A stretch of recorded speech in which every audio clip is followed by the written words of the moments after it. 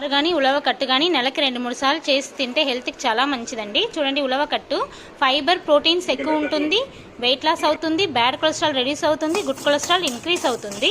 దాని తర్వాత చూడండి, ఇలా వేపేసుకొని తీసేసుకోవాలి. ఇలా కూడా తినొచ్చండి. పౌడర్ చేసి ఉంచేసుకొని ఒక కడాయిలో నూనె వేసేసి తాలింపు సామాన్ వేసేసుకోవాలి. ఎల్లుల్లిపాయ 20 రెబ్బలు దంచి వేసేసుకోవాలి. 10 ఎండుమిర్చి గిల్లేసి వేసేసుకోవాలి. కొత్తిమీర, కరివేపాకు, పచ్చిమిర్చి 10 కట్ చేసుకొని వేసేసుకోవాలి. దాని తర్వాత టర్మరిక్ వేసేసి ఫ్రై చేసుకోవాలి. 2 ఆనియన్ పెద్ద పెద్ద ముక్కలుగా కట్ చేసుకొని వేసేసుకోవాలి. దాని తర్వాత 3 టమాటాలు కట్ చేసుకొని వేసేసుకోవాలి. ఉప్పు వేసేసుకోవాలి, ఫ్రై చేసుకోవాలండి. తర్వాత చింతపండు ఉంది కదా, అది కొంచెం ఎక్కువ తీసేసుకొని వాటర్లో నానబెట్టేసుకోవాలి. వాటర్ మాత్రం తీసేసుకోవాలి. ఒక గ్లాస్ పౌడర్ దాంట్లో వేసి నీట్గా కలిపేసుకోవాలండి. దాని తర్వాత దీంట్లో కలిపేసుకోవాలి. ఒక 4 పెద్ద గ్లాస్ వాటర్ వేసేసుకోవాలి. ఉప్పు, 1 స్పూన్ కారం వేసేసి కలిపేసుకోవాలండి. వాటర్ లాగా ఉంటేనే బాగుంటుంది.